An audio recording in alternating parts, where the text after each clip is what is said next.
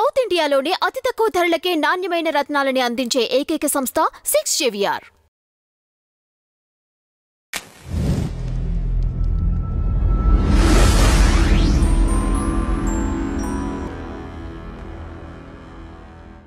రాజేంద్ర ప్రసాద్ గారి ఇంట్లో ఒక పెద్ద విషాదం అయితే జరిగింది. ఏంటంటే ఆయనకి ఇద్దరు పిల్లలు. అమ్మాయి గాయత్రి. గతంలో ఒకసారి ఎప్పుడో తల్లి తల్లి సాంగ్ నాకు చాలా ఇష్టం. మా అమ్మాయికి నేను ఇది చాలాసార్లు వినిపించాను. నాకు చిన్నప్పుడే మా అమ్మ చనిపోయింది, తర్వాత నా కూతురులోనే తల్లిని చూసుకున్నాను అని చాలా ఎమోషనల్ అయ్యాడు ఒకసారి మనం ఒక సందర్భంలో చూస్తే.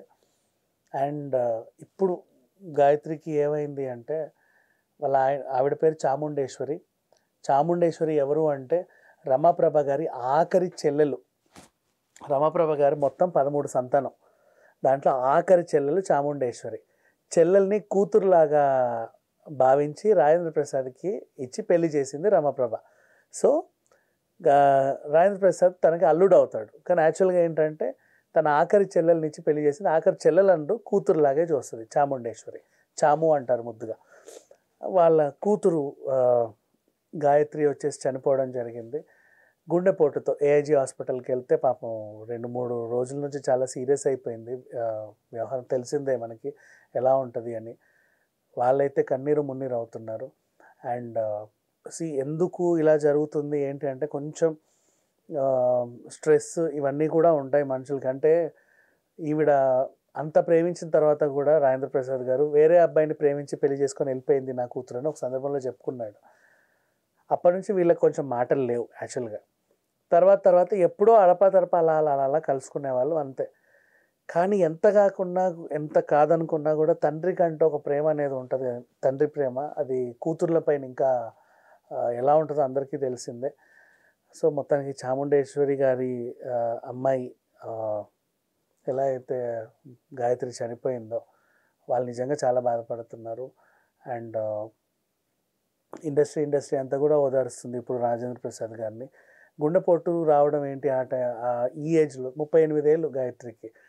అంటే కొంచెం ఓవర్ వెయిట్ ఉన్నవాళ్ళు అండ్ స్ట్రెస్కి లోన్ అయ్యి ఆ తర్వాత సరైన డైట్ కూడా ఫాలో అవ్వక ఏదైనా చిన్న ఆరోగ్య సమస్యలు ఉంటే మనము పట్టించుకోకుండా ఉండడం, ఇలాంటివన్నీ కూడా ఏదో దానికి కారణం అవుతానే ఉంటాయి. సో ఈ మధ్య కాలంలో మనకి జరిగినటువంటి చాలామంది సెలబ్రిటీ మరణాల వల్ల మనం నేర్చుకోవాల్సింది ఏంటంటే, సడన్గా ఎప్పుడు ఏమవుద్దో ఎవ్వరికీ తెలియదు. సో ఆన్లైన్లో మీరు కావాలంటే చూసుకోండి, బ్లడ్ టెస్ట్ చేసేవాళ్ళు చాలా తక్కువ ధరలకు వస్తున్నారు. ఇప్పుడు మీ ఇంటికే వచ్చి కూడా చేస్తున్నారు 200-300కి. ఈవెన్ చాలా డయాగ్నోస్టిక్ సెంటర్లో కూడా 500 కట్టు కంప్లీట్ బాడీ అంతా మేము టెస్టులు చేస్తామని ఆఫర్లు పెడుతున్నారు. ఒక్కసారి వెళ్ళి ఎప్పుడైనా సరే, అంటే జీవితకాలంలో మనకి ఎప్పుడు ఏమవుద్దో ఎవరికీ తెలియదు. మనోళ్ళే కదా, 6 నెలలకోసారైనా పర్లా, కనీసం 3 నెలలకోసారైనా పర్లా, దగ్గర బోల్డ్ అని డయాగ్నోస్టిక్ సెంటర్స్ ఉన్నాయి ఇవాళ రేపు మన సిటీలో. జస్ట్ అప్పుడు కొంచెం చిన్న బ్లడ్ శాంపుల్స్ ఇస్తే వాళ్ళు మన ఒంట్లో ఏమేమి ఉన్నాయి ఏమేమి లేవు అన్నీ చెప్తారు. ఇది కంట్రోల్ చేయండి, ఇది తినకండి, ఇలా చేయండి, అలా చేయండి, ఇలా చేయండి అండి. అంతెందుకు, ఇప్పుడు రీసెంట్లీ నేను కూడా మొన్న బ్లడ్ టెస్ట్కి వెళ్తే వాళ్ళు కూడా చెప్పారు, నీకు యూరిక్ యాసిడ్ ఎక్కువగా ఉంది, నాన్ వెజ్ తినడం మానేయండి అని. అట్లా అంటే ఏదో ఒక చిన్న సలహాలు ఇస్తూ ఉంటారు. మనం దాన్ని కంట్రోల్ చేసుకుంటా ఉంటే మన ఆరోగ్యమే బాగుంటుంది. ఎన్ని డబ్బులున్నా ఏం చేసినా సరే లాస్ట్ ఒక్కసారి ప్రాణం పోయిందంటే మళ్ళీ తిరిగి రాదు. సో నాట్ ఓన్లీ గాయత్రి, అంతకుముందు చనిపోయిన వాళ్ళ గురించి కూడా మనం చాలామందిని చూసాం. అంతెందుకు, శరత్ బాబు గారు ఆయన్ని ఇంటర్వ్యూ చేసిన కొన్నాళ్ళకి చనిపోయాడు. ఇంటర్వ్యూలో ఆయన ఎంత చెప్పాడు, నేను చాలా గట్టిగా ఉన్నానండి, నేను ఇది తింటాను అది తింటాను అని చెప్పాడు. కానీ ఎప్పుడైతే హాస్పిటల్కి వెళ్ళాడో అప్పుడు తెలిసింది మల్టీ ఆర్గానిక్ ఫెయిల్యూర్. లోపల ఏం జరుగుతుందో మనకు తెలియదు. అంతెందుకు, తారక రత్న గారు జస్ట్ డీహైడ్రేట్ బాడీ అయిపోయి పడిపోయాడు. పడిపోయిన తర్వాత తెలిసింది మల్టీ ఆర్గానిక్ ఫెయిల్ ఇలా అయిపోయింది అని. మనం సొమ్మసిల్లి పడే వరకు తెలియదు మనకు ఒంట్లో ఏం ప్రాబ్లమ్స్ ఉన్నాయని. ఏ గుండెపోటో ఇంకేదో వచ్చినప్పుడు బాధపడడం కంటే ముందు నుంచి ఎప్పుడైనా సరే జస్ట్ దగ్గరలో ఉన్న డయాగ్నోస్ సెంటర్లో చిన్న బ్లడ్ శాంపుల్స్ ఇచ్చుంటే ఏమున్నా ఏం లేవో చెప్తారు. అంటే కొత్తగా మందులేం వాడాల్సిన అవసరం లేదు మనకి ఏమీ కానప్పుడు.